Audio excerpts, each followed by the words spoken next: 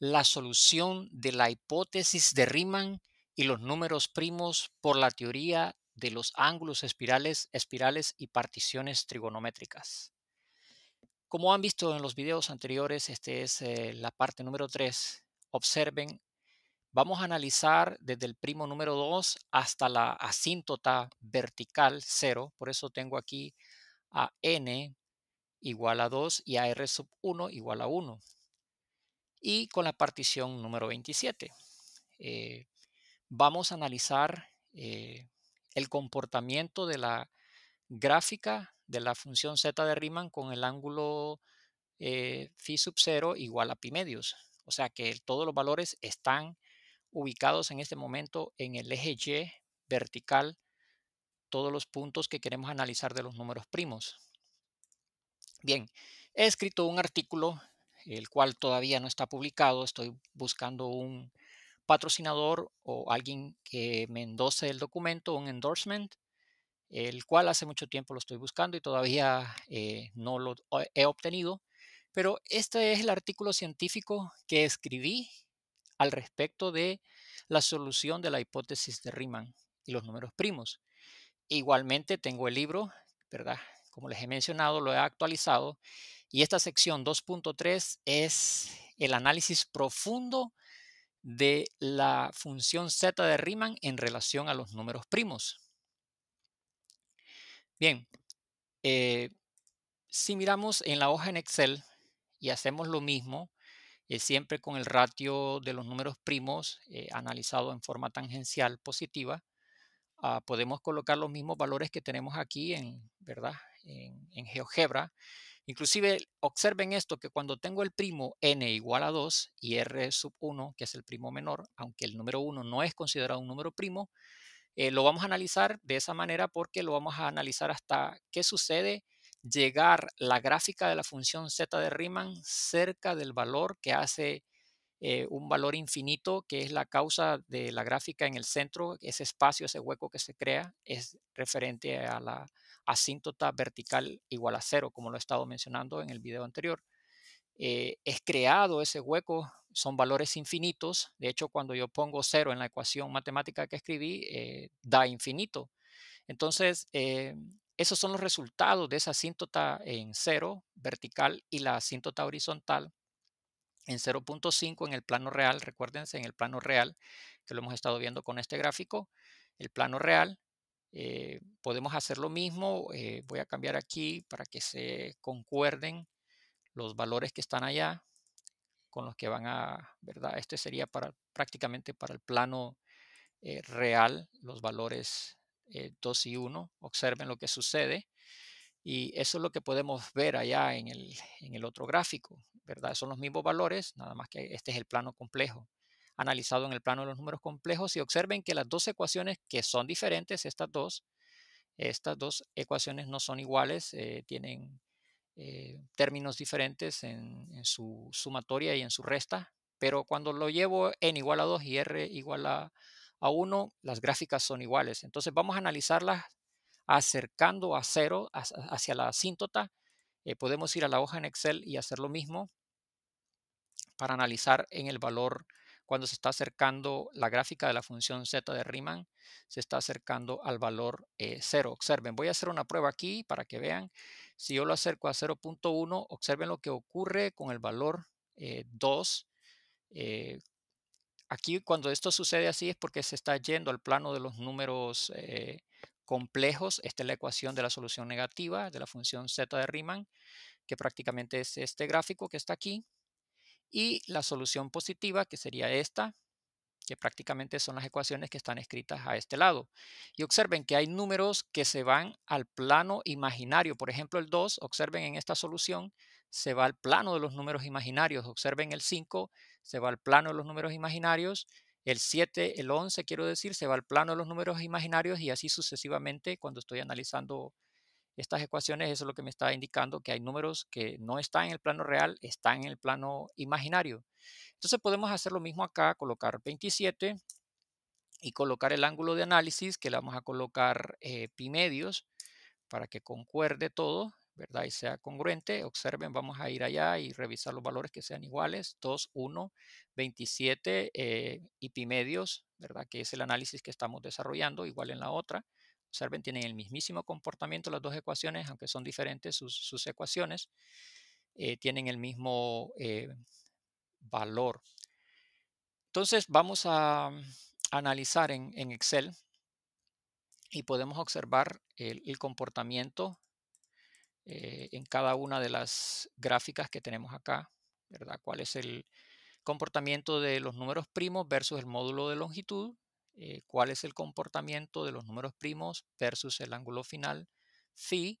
Y aquí le voy a decir algo a todo el mundo científico, de que mis ecuaciones ustedes pueden usar todas las equivalentes del ángulo, que el ángulo es igual a 2 veces el pi por la frecuencia y el tiempo. Pueden usar cualquier conversión del ángulo, lo pueden colocar aquí. Yo ya hice los primeros estudios referente a convertir mis ecuaciones en función de la velocidad angular, en función de la frecuencia, en función del tiempo, en función de la constante Kx y Wt.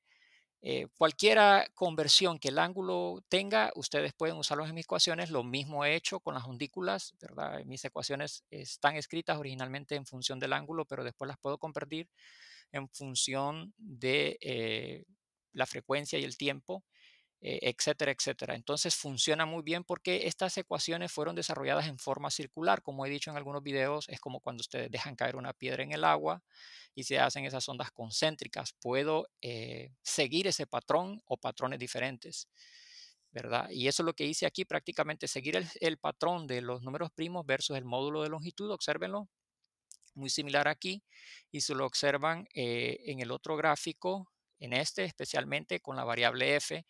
Y quiero mencionarles, la variable f y el ángulo phi final, yo en los videos iniciales los escribía donde yo puedo manipular manualmente este valor, poner 0, 1, 2, 3, cualquier valor negativo, positivo, raíces, lo que sea ahí en f. Pero en este último capítulo que escribí, es una ecuación que escribo para la función f, ¿verdad? Y para el ángulo phi también son ecuaciones que escribo. Entonces, analicé a profundidad las frecuencias, el tiempo, ¿verdad?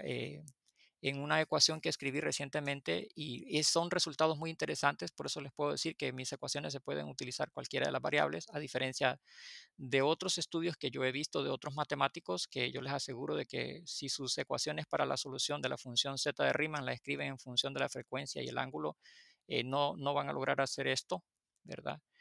Esa es la gran diferencia y como les he estado hablando en estos videos, nada más hemos estado hablando de una solución, no hemos hablado de esta solución en forma radial, ¿verdad? Todavía no hemos hablado de otras soluciones que tengo por aquí, por ejemplo, de la cuerda, ¿verdad? Observen cuál es la diferencia de esta solución versus a las otras soluciones. Voy a colocarle el mismo valor acá, si gustan, para que veamos una pequeña comparación. Voy a ver que el ángulo esté en pi medios también, si gustan, para que sean iguales las comparaciones y sean justas, ¿verdad? Entonces podemos ver aquí que esta es la ecuación de las cuerdas en relación a las particiones trigonométricas. Observen el comportamiento, ¿verdad? ¿Qué es lo que estudia? Esta es la ecuación de la forma radial. Observen el gráfico, esa es una de las ventajas, el gráfico cómo lo suaviza a diferencia del otro, que se ven pequeños picos que representan a los números primos. Esos picos que ustedes ven aquí representan a los números primos, ¿verdad? Ustedes lo voy a ampliar, que anteriormente lo pudimos ver. Bueno, aquí lo voy a cambiar el número solo para visualizar un poquito eh, esa gráfica que hemos visto en videos anteriores, cuando teníamos el análisis en el ángulo 0 radianes. Lo he escrito de esta manera solo para efectos de cambiar los valores. Entonces, podemos ver ahí realmente cuál es el comportamiento, ¿verdad?, que se tiene de esta gráfica. Bueno, aquí como le cambié el valor de 0.1, por eso se ve así toda chica ya. Hay que fijarse a veces uno los valores que uno cambia, porque entonces, ok, lo que se estaba hablando, estos picos que ustedes ven ahí son resultado de los números primos. Esos pequeños picos que ven para la función positiva en la parte de arriba y la función negativa en la parte de abajo. Recuérdese que ustedes tienen que unir las dos soluciones, la parte negativa y la parte positiva, para poder ver el mismo gráfico que ustedes están viendo en GeoGebra, que sería este, ¿verdad? Entonces, esos son los resultados que he podido obtener, ¿verdad? Eh, Como les dije, se puede analizar con las ecuaciones de las particiones trigonométricas de la cuerda, en este caso es negativa, con la del apotema positiva. La ecuación del apotema es una ecuación realmente muy de los números complejos. Casi aquí en los resultados casi no ofrece números reales, ¿verdad? Siempre que la he estado analizando, generalmente ella solo indica números complejos, y he visto la parte de los números imaginarios bastante marcado en esta ecuación, a diferencia de las otras. Observe que le he puesto en cero y todavía continúa indicándome que está en el plano de los números complejos. Esa es la parte negativa de la ecuación, y la parte positiva, el lado derecho y el lado izquierdo, como les he mencionado siempre. Observen, estos son los gráficos que genera la apotema. Esto es para mostrarles, como les he dicho, que he sido capaz de solucionar esta hipótesis con las diferentes ecuaciones que he escrito, con todas prácticamente, con la teoría de las particiones trigonométricas. Observen cómo la tendencia hacia 0.5 de estos escalogramas, ese es un punto bien importante y fuerte de esta teoría, que puede generar escalogramas también. Puedo entrar a analizar los escalogramas que se generan, ¿verdad? En las diferentes gráficas, o en los diferentes cálculos que se hacen cuando estoy cambiando las variables que manejo en GeoGebra. Pueden ver, son las mismas variables. Entonces, la teoría de la cuerda nos ofrece una gran amplitud de análisis, ¿verdad? Pero a través de estas teorías son las que yo obtuve la ecuación del ratio de los números primos en relación a las particiones trigonométricas, que, como les he mencionado, ahí nada más estoy utilizando eh, los números primos y una pequeña ecuación de la función f, como les he dicho, que es una ecuación matemática. Entonces, esa es la parte que relaciona a las particiones trigonométricas con la ecuación del ratio de los números primos. Entonces, es muy valioso ver los diferentes análisis que he desarrollado con esta teoría. eh, y pues vamos a ir ahora a GeoGebra y hacer lo mismo. Como les dije, voy a acercar el radio 1, lo voy a acercar a 0. Vamos a ver qué sucede. Voy hacia la asíntota vertical y observen el tamaño del gráfico, cómo se empieza a ampliar. Sucede algo interesante aquí, que cuando empiezo a mover hacia la asíntota vertical igual a 0, observen, empieza a crecer, todo lo contrario que mostré cuando los números primos van creciendo, los números, el primo mayor y el primo menor, y lo pueden comparar en la tabla. Ahora observen, voy a continuar bajando, estoy acercándome a la asíntota vertical igual a 0, y la gráfica de la función z de Riemann se va a empezar a ampliar, va a empezar a crecer. Observenla. Ahí va creciendo a medida que voy acercándome hacia 0. Voy a mostrarles, voy a disminuir el tamaño de los rangos que tiene el eje X. Bien, allí he disminuido el plano cartesiano para poder apreciar a medida que me voy acercando a 0, porque la gráfica se va haciendo más grande, y entonces hay un momento que ya no la van a poder ver bien completa. Entonces, para que ustedes puedan verla completa, observen n igual a 2, que es un número primo, r sub 1. Me estoy acercando hacia la asíntota vertical. Observen, va incrementando de tamaño el gráfico. Voy a cambiarle a valores más cercanos todavía, y ustedes van a poder apreciar cómo va creciendo la gráfica de la hipótesis de Riemann. Entonces, observen, y a medida que voy más cerca, se va haciendo más grande, y eso es el impacto que le causa la asíntota vertical igual a 0 al gráfico de la función z de Riemann.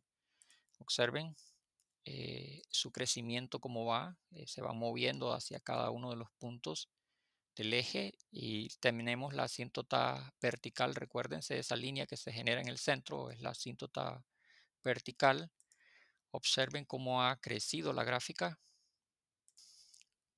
La gráfica continúa creciendo. Voy a acercarla más a cero y observen el comportamiento de la gráfica de la función z de Riemann a medida se va acercando sus valores de el R sub 1, que es donde utilizo el número primo